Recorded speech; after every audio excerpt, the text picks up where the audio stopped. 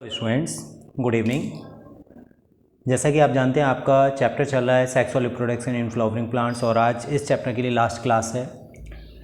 आप ये पढ़े थे post fertilization events, post fertilization event जिसमें कि आप जान चुके थे एंडोस्पर्म फॉर्मेशन के लिए और एम्ब्रियोजेनी के बारे में जान चुके हैं। एम्ब्रियोजेनी, मोनोकॉट और dicot. Now next two step seed formation, fruit formation और इसके अलावा 2-3 टर्म है जिनके बारे में आज हम जानेंगे। सबसे पहले सीड फॉर्मेशन। एक्चुअली में सीड होता क्या है? जो ओवरी होती है फीमेल गैमेटोफाइट की, ओवरी जो होती है उस ओवरी के अंदर एक ओव्यूल प्रेजेंट होता है। फर्टिलाइजेशन के बाद में जो ओव्यूल की मॉडिफाइड फॉर्म होती है उसी को हम सीड कहते हैं। तो एक्चुअल में जो ये सीड है वो ये सीड होता क्या है? Seed is the modified form. ये मॉडिफाइड फॉर्म होती है किसकी? Of the fertilized ovule. Fertilized ovule उसी को हम सीड कहते हैं। और इस ओव्यूल का सीड में फॉर्मेशन के लिए जो स्टिमुलेशन होता है वो स्टार्टिंग किससे होती है? फर्टिलाइजेशन से ही होती है। नाउ सीड आपने सभी ने देखा होगा, दाल खाते हैं वो सारे क्या हैं? सीड्स हैं। सभी क्या हैं? सीड्स हैं। जैसे कि चने की दाल, उड़द, राजमा, ये सब क्या होते हैं? सीड्स होते हैं, मटर वगैरह। अगर हम नॉर्मली इनकी स्ट्रक्चर देखें तो नॉर्मल वे में तो इनकी स्ट्रक्चर जब हम देखते हैं तो खास तौर से हमें 3 पार्ट्स देखने को मिलते हैं। एक तो सीड कोट, एक कॉटिलेडन और एक एम्ब्रियो। सीड कोट, कॉटिलेडन और एम्ब्रियो।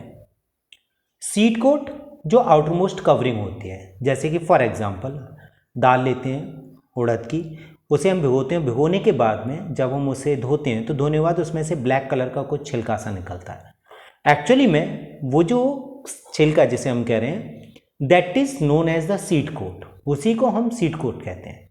और ये जो सीड कोट होता है, ये सीड कोट मॉडिफाइड फॉर्म होती है किसकी? इंटेगुमेंट्स की। इंटेगुमेंट्स इट मीन्स ओव्यूल के ऊपर की जो 2 लेयर होती हैं, ध्यान हो आपको तो, आउटर इंटेगुमेंट और इनर इंटेगुमेंट। वही आउटर और इनर इंटेगुमेंट आपस में मिलकर के मॉडिफाइड होते हैं और मॉडिफाइड होकर के सीड कोट बनाते हैं। अभी थोड़ी देर पहले मैंने बताया कि इंटेगुमेंट 2 होते थे, ध्यान दिया हो तो आपको, एक आउटर और एक इनर, वो दोनों ही मॉडिफाई हो रहे हैं। इसका मतलब है कि जो सीड कोट होता है वो सीड कोट 2 लेयर से मिलकर के बना होता है, टेस्टा एंड टैगमेन। उस सीड कोट की सबसे बाहर की जो लेयर होती है उसी को हम टेस्टा कहते हैं और जो इनर लेयर होती है उसे हम कहते हैं टैगमेन। नेक्स्ट मैंने एक बात की, सीड कोट। ये सीड कोट क्या करता है?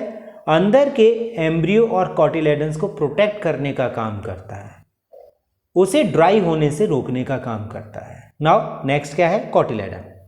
आपने चने या राजमा, मटर देखी होगी, जब हम उसे बॉईल करते हैं तो उसमें से 2 दाने या भिगोते हैं तो उसमें से 2 हाफ सेमी हेमिस्फीयर शेप की स्ट्रक्चर बाहर निकलती हैं, दिखाई देती हैं। जो हेमिस्फीयर शेप स्ट्रक्चर होती हैं उन्हीं को हम क्या कहते हैं? कॉटिलेडन कहते हैं। ये कॉटिलेडन किसी में 1 भी हो सकता है, किसी में 2 भी हो सकते हैं। अगर 1 है तो वो मोनोकॉट सीड होता है और अगर डबल है तो वो हमारा क्या कहलाता है? डाइकॉट सीड्स कहलाते हैं। Third, embryo. एम्ब्रियो जिसके बारे में आपने एम्ब्रियोजेनी में पढ़ा था। एम्ब्रियो जिसे हम एक नाम से और जानते हैं that is the baby plant.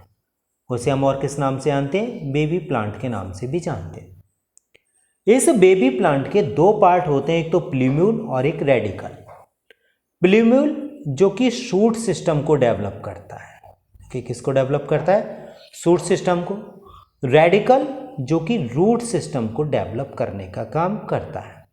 अब ये ज़रूरी नहीं है कि हर एक तरह के प्लांट में हो जाए, क्योंकि जो मोनोकॉट प्लांट होंगे उसमें रेडिकल रूट सिस्टम बनाता तो है, लेकिन वो कैसा हो जाता है? डीजनरेट हो जाता है और उसके बाद में उसके एरियल पार्ट से ये डेवलप होने का काम करता है, ये शूट ही पार्ट से वो डेवलप होने का काम करता है।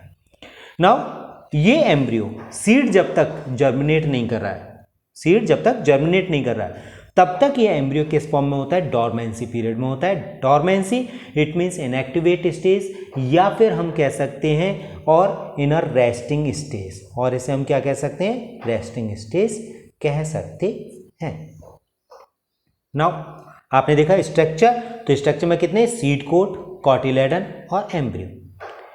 इन सीड्स को हम क्लासिफाई कर सकते हैं। किसके बेसिस पे क्लासिफाई कर सकते हैं? उसमें प्रेजेंस और absence of the endosperm.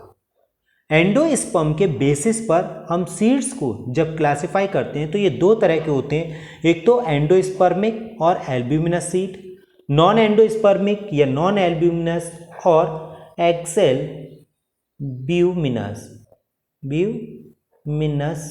Seeds. जिनमें एंडोस्पर्म प्रेजेंट रहता है उन्हें हम एंडोस्पर्मिक और एल्ब्यूमिनस सीड्स कहते हैं, और जिनमें एंडोस्पर्म एब्सेंट होता है उसे नॉन एंडोस्पर्मिक और नॉन एल्ब्यूमिनस और एक्सेल्ब्यूमिनस सीड्स कहते हैं। जैसे कि एंडोस्पर्मिक कैस्टर, अरंडी जिसे बोलते हैं, मेज, मक्का। एंडोस्पर्मिक जिसमें एब्सेंट है, एंडोस्पर्म जिसमें एब्सेंट है यानी कि नॉन एंडोस्पर्मिक सीड्स, जैसे फॉर एग्जाम्पल पी हो गया, ग्रैम हो गया, ये हमारे कैसे होते हैं? नॉन एंडोस्पर्मिक सीड्स होते हैं। कुछ सीड्स ऐसे होते हैं जिसमें कि न्यूसेलस परसिस्ट रहता है, बना हुआ रहता है, वो डिसअपियर नहीं होता, गायब नहीं होता है, मॉडिफाई नहीं होता है। ऐसे सीड्स को हम कहते हैं पेरीस्पर्मिक सीड्स। ऐसे सीड्स को हम क्या कहते हैं? पेरीस्पर्मिक सीड्स, जैसे कि ब्लैक पीपर, कैस्टर, ईटीसी। नॉर्मली अगर मैं आप लोगों से बात करूं कि बीज होते कैसे मॉइस्चर बेस पर, तो सभी का जवाब ज़्यादातर कैसा आएगा? ड्राई सीड्स होते हैं अप्रॉक्सीमेट। क्यों? सूखे दिखाई देते हैं, बट एक्चुअली वो सूखे नहीं होते हैं, क्योंकि सूखे हैं तो वो डेड सीड है, उसमें एम्ब्रियो डेड हो चुका है, वो सूखे नहीं होते हैं, उनके अंदर मॉइस्चर प्रेजेंट रहता है। और इस मॉइस्चर कंटेंट प्रेजेंट कितना होता है? अप्रॉक्सीमेट 10 से 15% के करीब उसमें मॉइस्चर प्रेजेंट रहता है। तो ये आपने देखा, ये क्या था? सीड फॉर्मेशन, ओके, जिसमें कि सीड क्या होती है? मॉडिफाइड फॉर्म होती है। Now we will discuss about the fruit formation. अब हम बात करेंगे फ्रूट्स की। फल सभी लोग खाते हैं और अभी फिलहाल में आम का सीजन गया हुआ है, ठीक है। सो नाउ फ्रूट फॉर्मेशन की बात हम कर रहे हैं, तो यहाँ पर सॉरी, फ्रूट मॉडिफाइड फॉर्म होती है फर्टिलाइजेशन के बाद में या कभी कभी बिना फर्टिलाइजेशन के। ये किसकी मॉडिफाइड फॉर्म होती है? It is the modified form of a ovary.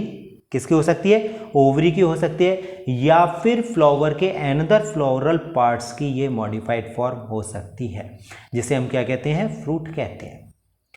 इस फ्रूट के ऊपर बाहर की तरफ एक कवरिंग होती है जिसे हम पेरिकार्प कहते हैं या फ्रूट वॉल कहते हैं, जिसे हम क्या कहते हैं? पेरिकार्प या फ्रूट वॉल। यानी कि ओवरी की जो वॉल होती है वो मॉडिफाई हो जाती है और मॉडिफाई होकर के किसको फॉर्म करती है? वो पेरिकार्प को या फ्रूट वॉल को बनाने का काम करती है। नाउ मैंने यहाँ पे एक बात बोली है, या तो फर्टिलाइज्ड ओवरी या फिर फ्लोरल पार्ट से। इन दोनों के बेसिस पर फ्रूट जो हैं वो हमारे दो तरह के होते हैं, एक तो ट्रू फ्रूट्स और एक फॉल्स फ्रूट्स। ट्रू फ्रूट्स और एक फॉल्स फ्रूट्स। ट्रू फ्रूट्स वो होते हैं जो कि ओवरी से मॉडिफाई होकर के बनते हैं, जो ओवरी से मॉडिफाई होकर के बनते हैं उनको हम कहते हैं ट्रू फ्रूट्स। जैसे मैंगो हो गया। फॉल्स फ्रूट जो ओवरी को छोड़ करके चाहे कैलिक्स से बन जाए, करोला से बन जाए, थैलेमस से बन जाए या फ्लावर के किसी अनदर पार्ट से डेवलप हो, उन्हें हम कहते हैं फॉल्स फ्रूट। जैसे कि एप्पल किससे बनता है? थैलेमस से बनता है। आपने शहतूत खाया होगा, वो कंप्लीट क्या है? वो पूरा फ्रूट, जो फ्लावर्स होते हैं वो कंप्लीटली मॉडिफाई हो जाते हैं फ्रूट्स में। तो ऐसे जो फ्रूट्स जो ओवरी को छोड़ करके फ्लावर के किसी भी पार्ट से डेवलप होते हैं उनको हम कहते हैं फॉल्स फ्रूट। नाउ इसके अलावा कुछ फ्रूट्स और होते हैं जिन्हें हम कहते हैं पार्थेनोकार्पिक फ्रूट्स।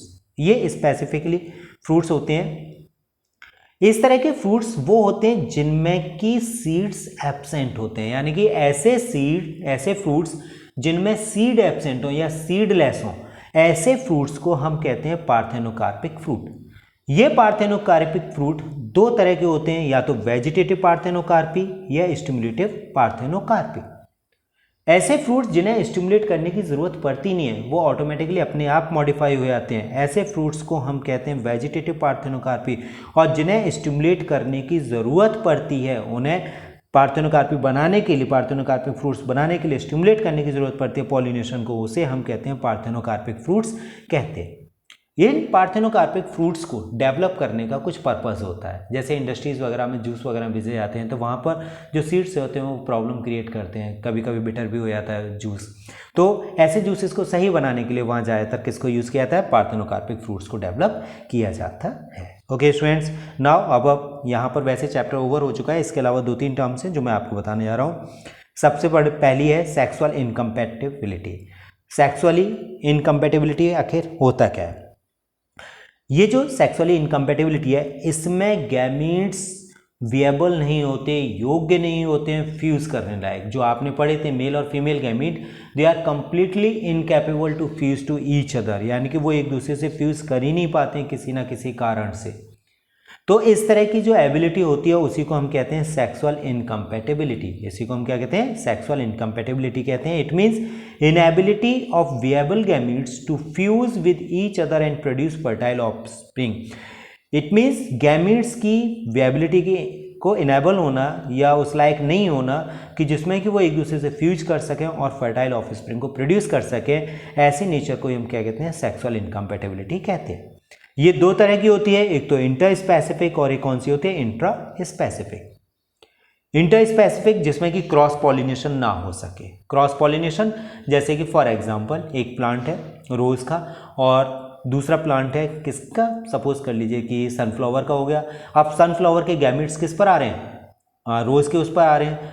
तो होगा क्या कि वहां पर सेक्सुअली इनकम्पेटिबिलिटी होगी, that will be the inter specific. वो क्या कर सकते हैं? वो एक दूसरे को क्रॉस पॉलिनेशन रोकने के लिए वहां फर्टिलाइजेशन होगा ही नहीं, दोनों गैमेट्स हैं लेकिन फिर भी वो फ्यूज नहीं कर पाएंगे। तो इस तरह की प्रॉपर्टी को हम क्या कहते हैं? इंटर स्पेसिफिक सेक्सुअल इनकम्पेटिबिलिटी कहते हैं। लेकिन कभी कभी सेम स्पीसीज में ऐसा हो जाता है कि गैमीट्स ही इनेबल होते हैं, वो इस लायक ही नहीं होते हैं कि वो फ्यूज कर सके। इसमें तो लायक थे लेकिन अपोजिट या दूसरी स्पीसीज होने की वजह से वो एक दूसरे से फ्यूज नहीं कर पाए। लेकिन यहाँ पर क्या होता है कि वो लायक ही नहीं है कि एक दूसरे से फ्यूज कर सके और फर्टाइल ऑफस्प्रिंग्स को फॉर्म कर सके। ओके स्टूडेंट्स, तो यहाँ आपने देखा फ्रूट फॉर्मेशन और sexually incompatibility. Now last point of this chapter is the apomixis. Apomixis जिसे हम और किस नाम से जानते हैं? Mimics sexual reproduction. यानी कि देखने में ऐसा लगेगा वो सेक्सुअल रिप्रोडक्शन हो रहा है, बट वो सेक्सुअल रिप्रोडक्शन ना होकर के सिर्फ एसेक्सुअल रिप्रोडक्शन का एक मोड होता है। तो यहाँ पर क्या होता है कि the mode of reproduction which does not involve the formation of a zygote through gametic fusion. यानी कि रिप्रोडक्शन का ऐसा मोड जिसमें कि जायगोट फॉर्मेशन होता ही नहीं है गैमेटिक फ्यूजन में, यानी कि गैमेट्स फ्यूज कर रहे हैं लेकिन वहां पर जायगोट बनता ही नहीं है। ये एपोमिक्सिस दो तरह की होते हैं, एक तो रिकरेंट आगामोस्पोरी और दूसरा एडवेंटेटिव एम्ब्रियोनिक। रिकरेंट एगामोस्पोर में होता क्या है कि जो सीड्स का फॉर्मेशन होता है वहां पर एक एम्ब्रियो बनता है बिना मियोसिस और बिना सिनगैमी के, यानी कि ना तो वहां रिडक्शनल डिवीजन हुआ किसी भी तरीके से और ना ही वहां गैमीट फ्यूज हुए, लेकिन उसके बाद भी क्या बनना है? एक एम्ब्रियो बन जाता है। वो एम्ब्रियो किससे बन सकता है? वो एम्ब्रियो वहां पर प्रेजेंट दो तरह की सेल से बन सकता है, या तो हैप्लॉइड सेल से बन सकता है या फिर डिप्लॉइड सेल से बन सकता है। अगर हैप्लॉइड सेल से बन रहा है तो वो कौन सा कहलाएगा? Non recurrent agamospory. Non recurrent agamospory. और अगर डिप्लॉइड सेल से बन रहा है तो उसे हम कहते हैं रिकरेंट एगैमोस्पोरी। ये रिकरेंट दो तरह की हो सकती है, एपोस्पोरी और डिप्लोस्पोरी। अगर न्यूसेलर सेल से बनना है तो उसे हम कहते हैं एपोस्पोरी रिकरेंट, और डिप्लोस्पोरी जिसमें कि किससे बनना है? मेगा स्पोर मदर सेल से अगर एम्ब्रियो बनना है तो उसे हम कहते हैं डिप्लोस्पोरी। ये मेगा स्पोर मदर सेल से जब फॉर्मेशन होता है तो उसे हम एक नाम से और जानते हैं डिप्लॉइड पार्थेनोजेनेसिस। इसे हम किस नाम से जानते हैं? Diploid parthenogenesis. जैसे कि फॉर एग्जांपल एप्पल में देख सकते हैं। जबकि एडवेंटेटिव एम्ब्रियोनी में होता है, इसे हम स्पोरोफाइटिक बडिंग भी कहते हैं। यहाँ पर जितनी भी डिप्लॉइड सेल्स होती हैं वो सारी की सारी डिप्लॉइड सेल्स किस में चेंज हो जाती हैं? एम्ब्रियो में चेंज हो जाती हैं। अब मान लीजिए वहाँ पे 10 डिप्लॉइड सेल हुई तो 10 एम्ब्रियो बन गए, 15 हुई तो 15 बन गए, 20 हुई तो 20 बन गए, 100 हुई तो 100 बन गए। तो आप ये देख रहे हैं कि यहाँ पे एक ही तरह के उसमें काफी सारे एम्ब्रियो, एक से अधिक, दो से अधिक एम्ब्रियो। इस सिचुएशन को हम एक नाम से और जानते हैं poly embryony. Poly embryony it means more than 1 और 2 एम्ब्रियो। पॉली एम्ब्रियोनी क्या हो गया? प्रेजेंस ऑफ मोर देन 1 और 2 एम्ब्रियो। ओके, उसे हम और किस नाम से जानते हैं? पॉली एम्ब्रियोनी के नाम से भी जानते हैं, जैसे सिट्रस फ्रूट्स वगैरह etc। ओके स्टूडेंट्स, तो इसमें क्या देखा आपने एक्स्ट्रा टॉपिक्स में? एक तो सेक्सुअल इनकम्पेटिबिलिटी और दूसरा कौन सा दिखाया आपने? एपोमिक्सिस। और इसी के साथ ये चैप्टर ओवर होता है। Next chapter sexual reproduction in human being will be continue from next class. Okay students, bye.